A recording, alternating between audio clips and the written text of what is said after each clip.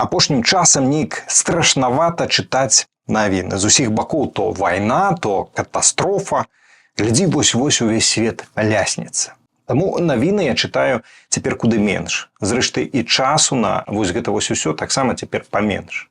Акрамя працы, адукацыі, рыбнай лоўлі, капаю бункер, раблю закаткі і захоўваю аптымізм.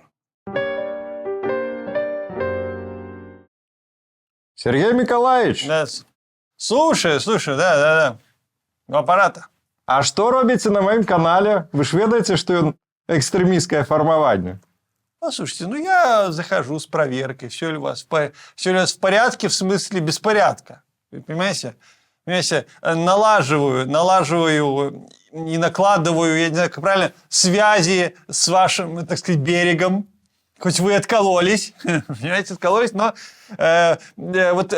со временем, мне кажется, притяну вас к себе, на свою сторону, а? Валер, не кажется тебе? Честно скажу. Ой, я б вельмі хотел. Может, до речі, звернетеся до своих, пораете так само приходить на мой канал, тиснуть подобаечку и все такое. Послушайте, я, конечно, исключительно из ознакомительных соображений рекомендую прийти на канал «За гражданина». Хоть он, конечно, там уже трава не расти и отрезанный ломоть, но все-таки зайдите, посмотрите. Посмотрите, насколько ужасно все, насколько все для нас, для нашей стороны, все там неприемлемо. Заходите и обязательно убедитесь. И поставьте какой-нибудь лайк, так чисто инкогнито. Понимаете? Класс. Сергей Миколаевич. Да. Дякую. На здоровье. Сябры, подписывайтесь на дорогу на Сергея Миколаевича. Да. Буде вам счастье. Але только коли вам беспечно. Потому что вы, Сергей Миколаевич, так само экстремист. Нет, вы меня под свою гребенку не подгоните. Добро. Поехали далее.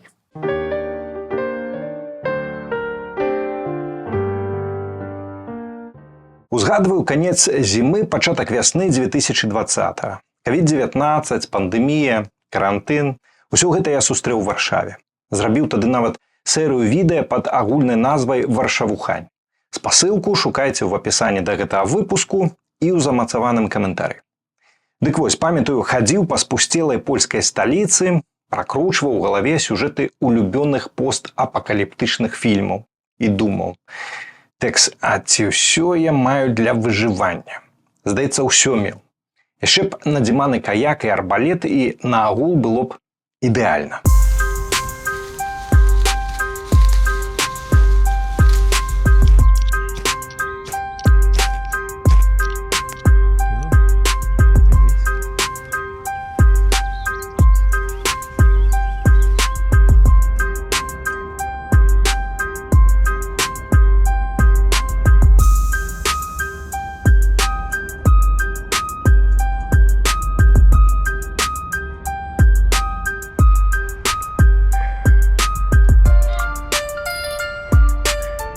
Але я пра іншае. Вы калі-небудзь спрабавалі падлічыць, колькі ўжо меркаваных канцоў свету мы з вамі перажылі?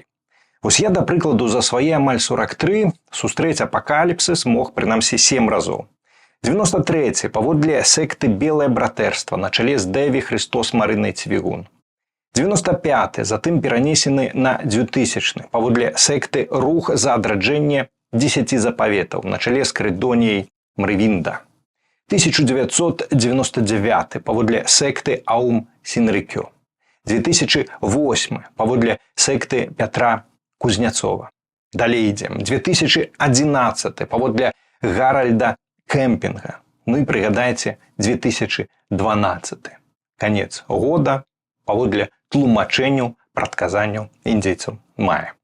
Пры гэтым канцы свету прадракалі і раней у розных культурах, краінах, рэлігіях. Гэта, відаць, адзін з найбольш улюбёных заняткаў чалавецтва. Сядзець і чакаць, калі ўсё ляснецца.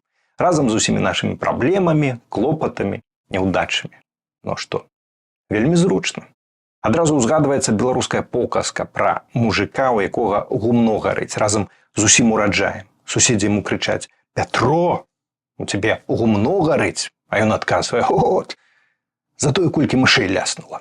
Дарэчы, наконт ураджаю. Адзін з канцоў свету быў прызначаны на 1492 год. Лічылася, што Гэта якраз будзе 7000 гадоў ад стварэння свету. А 7000 гадоў гэта, уласна, тэрмін існавання свету.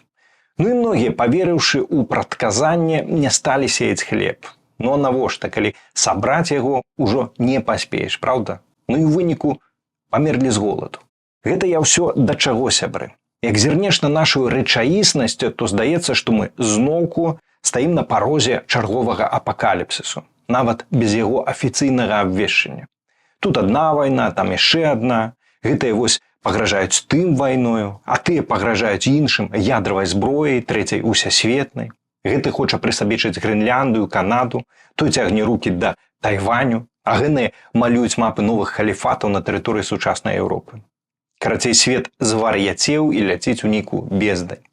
А дадайце сюды яшчэ кліматычныя змены, нябачныя дагэтуль шаленствы стыхіі, а мы тут пра важнасць мовы сваёй рупімся, як бы нам незалежнасць сваю адстаяць, як бацькаўшчыну адрадзіць, і як урэшце зажыць нармальна. Атрымліваецца, смешна ў роце. Ды гары яно гарам, і тое гумно, і мышы, і мова, і незалежнасць, калі смерць ужо літаральна на парозе, правда?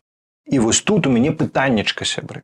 А што, калі і цяперашнія змрочныя прагнозы і прадчуванні таксама не спраўдзяцца? Калі ёсць нават мізэрны шанец, то ці не варта яго скарыстаць?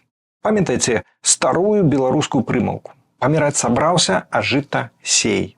Колькі ў нас ужо тых канцоў свету было? І нічога. Неяк жывем далей, праўда? А таму, сябры, не варта апускаць рукі.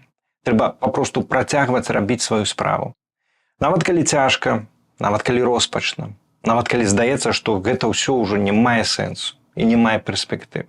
Урэшце, усе мы людзі. І нам усім уласціва часам памыляцца, у тым ліку у песімістычных прагнозах. Ну і па скрыптум. Слухайце, узгадайце жонак слуцкіх паўстанцаў, якія вышывалі на нашых бела-чырвона-белых сцягах словы. Яны пайшлі паміраць, каб жыла наша бацькаўшчына. Кожнае наступнае пакаленне беларускіх сейбітаў жыве толькі дзякуючы таму, што іх бацькі і дзяды не скарыліся змрочнаму лёсу, прагнозам і здолелі кінуць зерне ў беларускую глебу, паказваючы пры гэтым смерці смачную дулю. Пэўна, у гэтым і ёсць разгадка, чаму наша Беларусь, не зважаючы на ўсе выклікі, нязгоды, усцяж жыве і будзе жыць вечна.